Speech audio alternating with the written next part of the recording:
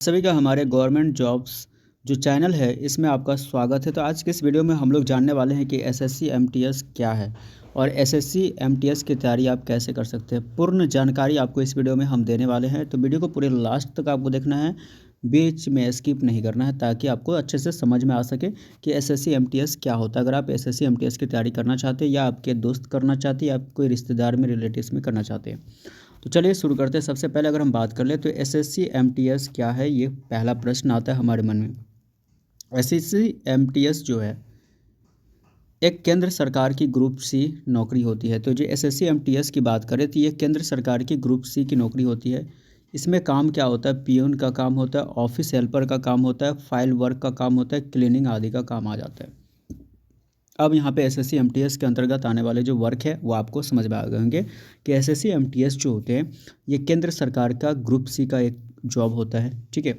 और इसमें जो काम आता है वो पियून का काम होता है, ऑफिस हेल्पर का काम होता है, फाइल वर्क होता है और क्लीनिंग आदि का काम हो सकता है होता है इसके अंतर्गत। अगर हम इसकी योग्यता की बात करें, क्वालिफिकेशन की बात करें, तो 10वीं पास कम से कम होना चाहिए। एसएससी एमटीएस का फॉर्म भरने के लिए अगर आपके पास योग्यता 10वीं पास है तो आप भर सकते हैं, है ना। 10वीं पास वाले भी इसके लिए एलिजिबल है। आगे हम बात कर लेते हैं इसमें कि जो एसएससी एमटीएस परीक्षा पैटर्न होता है, इसके न्यू पैटर्न के बारे में जानकारी। कंप्यूटर आधारित परीक्षा यानी सीबीटी, सेशन 1 में क्वालिफाइंग और रीजनिंग में क्या होता है 20 प्रश्न यानी 60 अंक के पूछे जाते हैं, और मैथ में आपको टोटल 20 प्रश्न पूछे जाते हैं, वो भी 60 अंक के पूछे जाते हैं। तो आपका तगड़ा होना चाहिए मैथ, क्योंकि 20 प्रश्न है और 60 अंक के, और रीजनिंग यहाँ पे क्या है 20 प्रश्न 60 अंक के। तो रीजनिंग मैथ आपको अच्छे से आना चाहिए, तभी जाकर के आप इसके एग्ज़ाम को क्रैक कर सकते हैं। अगली अगर हम बात कर लें, समय 45 मिनट मिलता है। सेशन 2 की बात कर ले, मेरिट बेस्ड एग्ज़ाम होता है। पहला तो क्वालिफाइंग एग्ज़ाम हो गया जो कि आपको इसमें रीजनिंग मैथ से। अब आता है इसमें जीके जीएस, जो कि 25 प्रश्न पूछे जाते हैं, 75 अंक के पूछेंगे। इंग्लिश से आपको 25 प्रश्न पूछेंगे जो कि 75 अंक का पूछेंगे, जिसमें समय आपको 45 मिनट मिलेगा। निगेटिव मार्किंग होता है 1 अंक का, निगेटिव मार्किंग होता है, तो आपको इस बात का ध्यान रखना है कि निगेटिव मार्किंग होता है एसएससी एमटीएस के एग्ज़ाम में, 1 मार्क का निगेटिव मार्किंग होगा। उसके बाद आगे अगर हम देखें तो एसएससी एमटीएस की तैयारी कैसे कर सकते हैं, स्टेप बाय स्टेप हम लोग आप जानेंगे। सबसे पहले है सिलेबस अच्छी तरह समझे, क्योंकि अगर आप एसएससी एमटीएस की तैयारी करना चाहते हैं या करते हैं या करने की सोच ली है या ठान ली है, तो आपको सिलेबस की पूर्ण जानकारी होनी चाहिए। अगर आप सिलेबस ही नहीं आपको पता है तो फिर आप एसएससी एमटीएस की तैयारी जो है वो आप अच्छे से नहीं कर पाएंगे। तो आपको सिलेबस के बारे में जानकारी अच्छे से होनी चाहिए। तो चलिए हम लोग इसमें देख लेते हैं। सिलेबस अच्छी तरीके से समझना पड़ेगा, क्योंकि पहला जो है मैथ्स जो टॉपिक में आएगा आपके सिलेबस के अंदर आ जाता है। मैथ आ गया, परसेंटेज आ गया, रेशियो टॉपिक का नाम है जो कि सिलेबस के अंदर आपको ये सारी चीज़ें आएंगे। मैथ के अंदर ही अगर हम बात करें, percentage, ratio, profit and loss, time and work और एवरेज, ये वो टॉपिक है मैथ के अंदर। मैथ का सिलेबस हो गया आपको, ये आपको नोट कर लेना है। अगर आप एसएससी एमटीएस की तैयारी करना चाहते हैं तो परसेंटेज आपको आना चाहिए अच्छे से, ये आपको कवर कर लेना है। रेशियो का जो टॉपिक है वो क्लियर कर लेना है, प्रॉफिट एंड लॉस वाला क्लियर कर लेना, टाइम एंड वर्क हो गया, एवरेज हो गया। और भी इसमें कुछ है। एवरेज तक तो हमने समझा था कि चलो ठीक है। अब है सिंप्लीफिकेशन आना चाहिए आपको अच्छे तरीके से, रीजनिंग का टॉपिक। अब रीजनिंग में देख लेते हैं कि मैथ का तो हमने देख लिया, अब रीजनिंग में क्या क्या सब पूछेगा। तो रीजनिंग के अंदर जो टॉपिक रहेगा आपको वो सीरीज पूछेगा, है ना। उसके बाद एनालॉग से क्वेश्चन रहेगा, कोडिंग डिकोडिंग का क्वेश्चन रहेगा, ब्लड रिलेशन का तो रहता ही है। तो ये सारे जो टॉपिक है आपको रीजनिंग से रिलेटेड क्वेश्चंस है।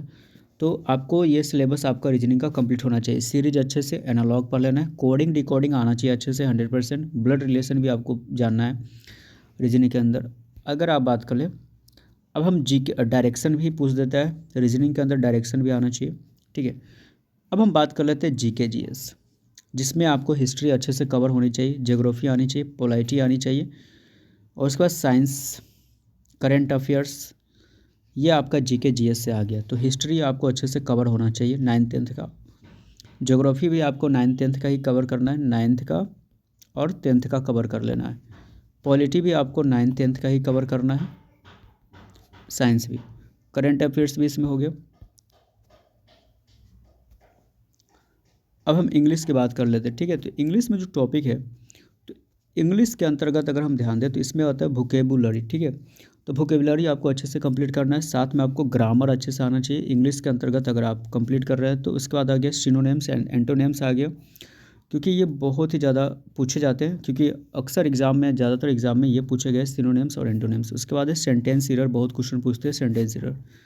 तो चाहे वोकेबुलरी की बात हो, चाहे ग्रामर की बात हो, चाहे सिनोनिम्स एंटोनिम्स की बात हो या सेंटेंस एरर की बात हो, तो ये जो अगर आप इंग्लिश ग्रामर को कंप्लीट कर रहे हैं तो इंग्लिश से जो आपको सिलेबस के अंदर जो क्वेश्चन पूछे जाएंगे ज़्यादातर वोकेबुलरी, ग्रामर और सिनोनिम्स एंटोनिम्स और सेंटेंस एरर बहुत ज़्यादा पूछे जाते हैं। उसके बाद नंबर 2 में अगर हम बात कर लेते हैं, अगर आपको स्टडी टाइम टेबल की बात करें तो कम से कम 3 से 4 घंटे आपको यहाँ पे पढ़ने पड़ेंगे। सबसे पहला आता है मैथ्स, जो कि आपको 1 घंटा यहाँ पे कवर करना है, ठीक है। तो मैथ की बात करें तो 1 घंटा कम से कम आपको एवरीडे फिक्स करना है अपने टाइम टेबल के हिसाब से। सेकेंड पॉइंट है रीजनिंग। रीजनिंग आपको भी 1 घंटा कम से कम यहाँ पर कंप्लीट करना है, क्योंकि आपको क्या करना है, सिलेबस कंप्लीट करना है अपने एग्जाम के अकॉर्डिंग। तो मैथ को भी 1 घंटा, रीजनिंग को भी 1 घंटा और जीके या करेंट अफेयर्स को कम से कम 45 मिनट्स यानी 45 मिनट क्या करना है, पढ़ना है। एवरीडे फिक्स कर लेना अपने टाइम टेबल के हिसाब से। इंग्लिश भी 45 मिनट यानी 45 मिनट आपको डेली बेसिस पे पढ़ना ही पढ़ना है। तो ज़रूरी है, तभी जाकर के आपका सिलेबस जो SSC MTS क्लियर हो सकेगा। अब सबसे अच्छी किताबों की अगर हम बात करें SSC MTS के लिए, तो मैथ के लिए सबसे अच्छा राकेश यादव या RS अग्रवाल का सबसे बेस्ट रहेगा। RS अग्रवाल सबसे बेस्ट माना ही जाता है उसके लिए। रीजनिंग के लिए लूसेंट या अरिहंत या जीके, आप लूसेंट का पढ़ लेंगे आपका कंप्लीट हो जाएगा, काफ़ी है लूसेंट जीके, पूरा बुक लूसेंट जीके है ना, अच्छे तरीके से आप कंप्लीट कर लो, वही आपके लिए काफ़ी एक ठो बुक है, लूसेंट जीके सबसे अच्छा रहेगा। उसके बाद अगर हम बात कर ले इंग्लिश के लिए, तो प्लिंथ टू पारामाउंट हो गया या नीतू सिंह का जो है वो आप पढ़ सकते हैं, ऑनलाइन भी अवेलेबल है, उसका क्लासेस भी चलता है। तो plinth to paramount Neetu Singh का भी आप उसका खरीद सकते हैं, PDF भी मिल जाता है कहीं पे। SSC MTS प्रीवियस ईयर का जो पेपर है वो तो आपको हल करना ही करना है, प्रैक्टिस करना है आपको अच्छे तरीके से। प्रीवियस ईयर का जितना पेपर आता है उसको अच्छे तरीके से कवर करना है। साथ में नंबर 4 पॉइंट पे जो सबसे बेस्ट है यहाँ पे अगर हम बोले तो इम्पॉर्टेंट पॉइंट की बात करें तो मॉक टेस्ट और प्रैक्टिस, ये सबसे ज़्यादा ज़रूरी होता है कि अगर आप किसी भी कंपटीशन की आप तैयारी करते, चाहे वो किसी भी विभाग का, किसी भी कैटेगरी का हो, तो उसमें आपको क्या करना, मॉक टेस्ट देना बहुत ज़रूरी होता है। और उसकी प्रैक्टिस यानी क्वेश्चन के जो प्रीवियस ईयर का होता है उसका प्रैक्टिस करना बहुत ज़रूरी होता है।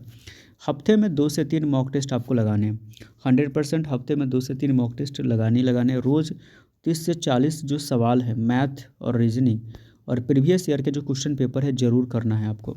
ये आपको डेली बेसिस में फिक्स करना है कि रोज़ एवरीडे 30 से 40 जो सवाल है मैथ और रीजनिंग के प्रीवियस ईयर के क्वेश्चन पेपर से करने हैं।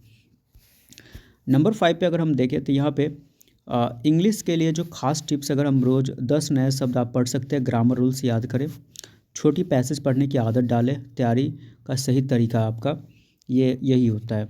अगर आप ग्रामर रूल्स याद करेंगे अच्छे तरीके से तो आपका इंग्लिश 60% तक आपका कंप्लीट हो जाएगा अच्छे तरीके से। उससे बहुत सारे क्लास अवेलेबल है।